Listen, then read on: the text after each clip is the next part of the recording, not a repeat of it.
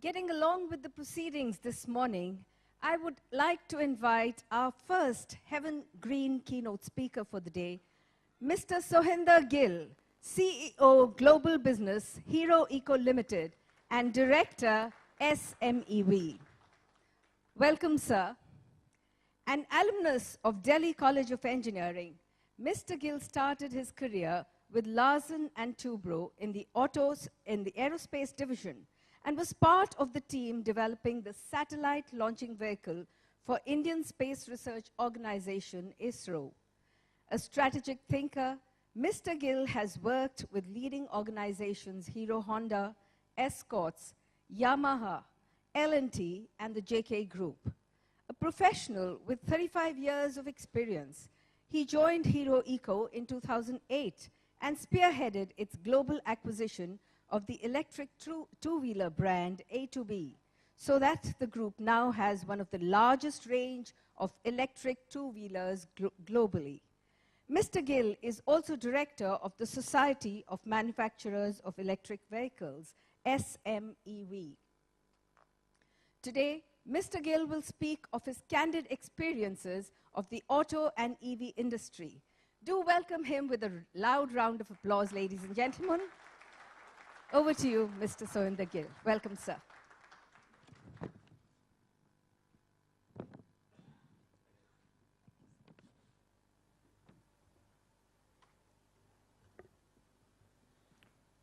Good morning.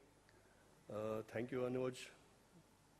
Thank you, organizers, for this opportunity. I think I have 5 minutes to speak, so I'll cut it short to briefs. Oh, okay. Good. A bit of like a background of association that we are heading as Hero. When I joined Hero Eco in the electric two-wheeler business, the first thing that came to mind is that it is a one-leg race. You cannot do it unless the government policy and support is on your side. So very soon we sort of got the people together and formed an association in 2008. And at that point of time, there were BSA, there was Yo Bike, and there were big people who were trying to enter into or already into electric vehicles. So we had a fairly strong association. And then there were around 60 traders who would go to China and buy tiles and toys and get fancy of electric two-wheelers also and bring back a container and push it into the market. So we were up against them. So very soon we had a 12, 15 member organization and we started talking to the government. And that's where we drew a blank. Like we thought it's an uphill task to try and tell them what is happening, at least in China, if not in the world, and what should India be doing. But as a futuristic type of a strategic goal of the organization or of the group, we carried on with this mission. And we went through the up and down cycles in Hero, where virtually everybody got wiped off. Somewhere around after the MNRE subsidy, which was withdrawn, the industry almost became something like less than 10,000 a year in two-wheelers. That was a point of time when we thought, have we made a mistake? And that was 4 years back. But somehow, because of the deep pockets or maybe perseverance of the directors and the organization, which had grown by that time into a sizable organization of more than 150 people, we thought that we have some role to play in this, and also we have a duty to take care of the existing customers, which by that time for us had gone past 100,000 customers of two-wheelers. So how can we leave them high and dry? So we have to take care of the service. And by that time we had become pan-India. So willy-nilly we continued for 1 or 2 years, and then sometimes in 2014, when Dr. Manmohan Singh called us at his residence and announced NEMMP at that point of time, was the first ray of hope. 13, not even 14, yeah, January 2013. And it took 2 years after that for the real NEMMP to come, but those 2 years was well spent. They were very well spent because first time personally I saw, and 50% of my time was spent in policy, that bureaucracy in India has come of age. We have people who are in the place like IAS cadre guys, secretaries, joint secretaries, who are into serious business of doing something for the country, who want industry interface, who want to have a serious discussions. Very intense, very deep down, consensus building approach was there, out of which came the NEMP and the FAME1. So that's a little brief history of electric vehicles. I'll also try to give you my sense of like where are we and where can we be, because I'm now almost neck deep into this business for the last 8 years in India, and also seen what's happening in the world in my UK division, US, and somewhere little bit we sell in Korea and Japan also. See, one thing, it's becoming more and more clear that if China decides to do something, it happens. And in this case, China did not decide 4 years back, they decided 20 years back. And they decided in a very different way, by mandating.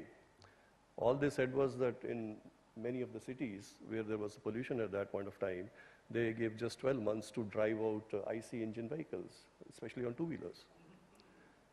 And nothing else really. A little bit of subsidy, a little bit of incentive, and some policy interventions. And in 3 to 4 years' time, the industry over there, from supply chain to aggregation to electric two-wheelers, grew mammoth. And that continued for 10 years, 15 years. And now it's around 2.5 crores a year of electric two-wheelers that they sell. Many of them are electric cycles, but then they are graduating up to high speed and mid speed, and now lithium battery also.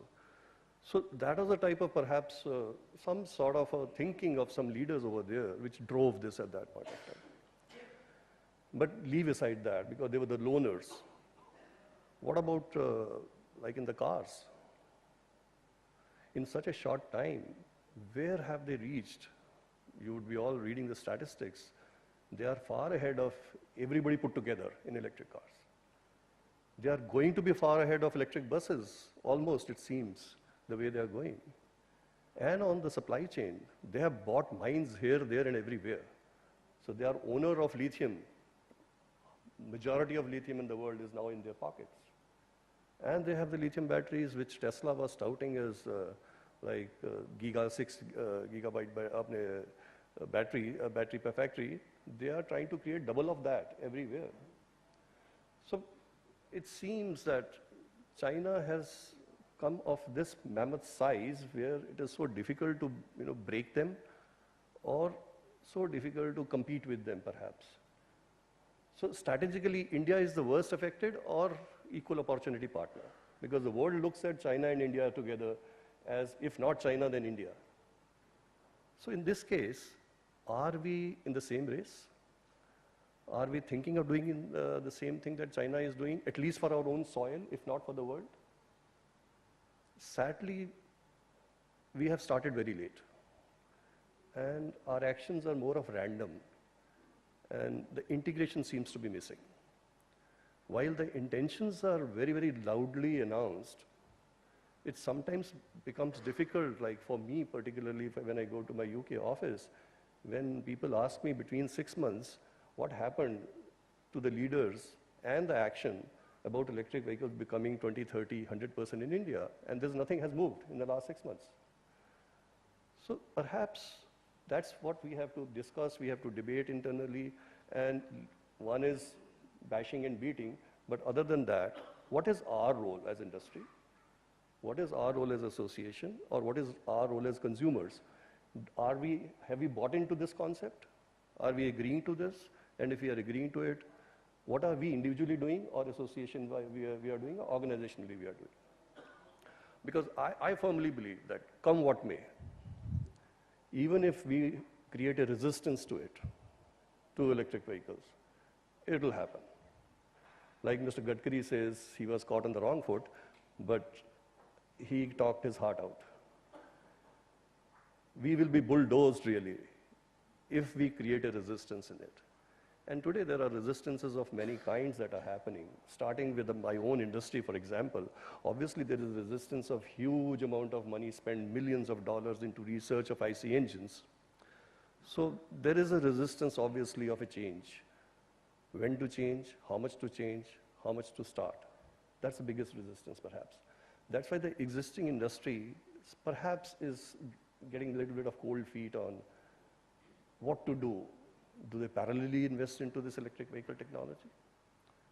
Similarly, there are resistances of all kinds in supply chain also, in componentry also. People who have created years and years of expertise on IC engine, valves and cylindricals, cylinder liners, etc., they're totally lost. They have to create a new set of knowledge base to do this. Then there is a resistance of a customer. He's so well used to such a good product that we have in India, especially on entry-level cars and two-wheelers. We are the best in the world. So he's so used to that product, it is already maintenance-free. It's very economical. He uses that product for 10 years, 15 years without any trouble.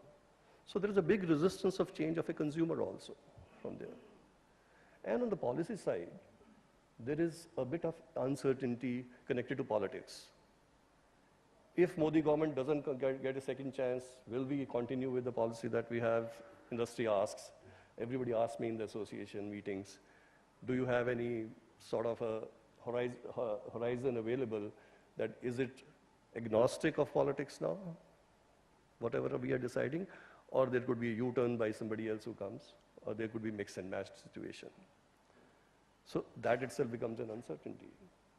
So the long-term thinking, vision, and actions perhaps are not in place yet.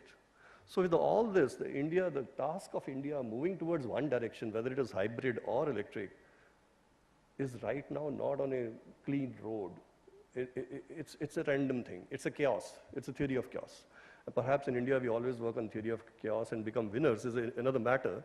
But I think in this case, it's a race that every other country is also running.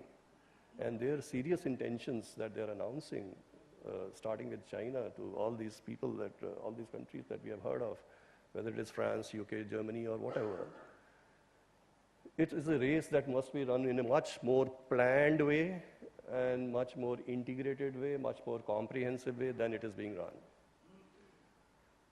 So perhaps a missing link is what? Like, who will do this? Is there a national debate, for example, before we decided about hybrid versus electric? Was there a consensus building? No.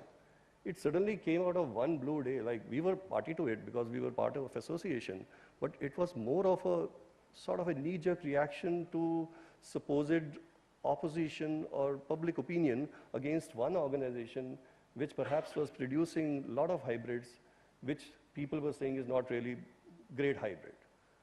So because of that, there was a 180 degrees turn on like hybrids. We want to stop hybrids. So to start with that, the first thing is we didn't have any sort of national debate on the path we chose, whether it is a hybrid electric or whether it is direct electric or whether it is coexistence of everything. That's the first thing that we did not do. The second thing that we are not doing right now is if there are 6 organizations or 6 government bodies working on it, is there a consensus building between themselves? Are they getting together? Are they taking industry on board together? Are they working like we worked in NMMP and FAME, where there are, I think, more than 20 organizations and associations, SIAM, SMEV, General Motors, everybody was sitting, and I think some meetings lasted till 10 in the night. Are we doing the same here? No. And we are not doing the same here, and we are supposed to announce a long-term policy 4 months from now, 5 months from now, a national policy. So, you get jitters in industry. That everybody is planning on one side to go into this directional statement of the ministers, whereas nobody is really clear, like what of the existing things are going to be suddenly drawn out of your feet under the carpet? Are they supposed to keep on buying what they were buying and suddenly find that it's like in hybrid case, suddenly the business goes through the window? Or would they like to invest much more in anticipation of something happening? So this is a crucial time of getting industry on board, getting associations on board, getting all the ministries on board, getting together, having huge debate, having national type of debates, having consensus, put it on the website, invite public opinions, go this way, that way, whichever it is. One small thought is that debating on hybrids versus electric we'll do when we have a panel discussion, but imagine why are we thinking of all electric? I think the one prime reason, which is right from the government point of view or from otherwise country point of view, is that if we don't go the route of directly into electric, then we get into a comfort zone of doing something by doing hybrids. Because doing electric is very, very difficult. Doing hybrid is very easy. Hybrid solution is within the product. Electric solution is within and outside the product. It's ecosystem. It involves infrastructure. It involves everything around it. So because electric solution is very difficult, if it is important for India to adopt electric, then hybrid can become a comfort zone and can become a resistance in between, can elongate the time period for us to change to electric, is one very good strong thought by the government. That's why perhaps they say, if you want to do hybrid, they're not stopping you. What they're saying is they're not going to incentivize it. Go ahead, do hybrids. The hybrid should stand on its own two feet, simply, and it does. The customer really gets an advantage if it is a plug-in hybrid, and he buys for the value for the money type of a situation. But don't put another exchequer money into it. Then there are other ideas that have to be debated and thrashed out, either adopted or thrown out of the window or coexist, is the battery swapping. The battery swapping around the world has failed, fine, except in taxis in Tokyo and somewhere here and there.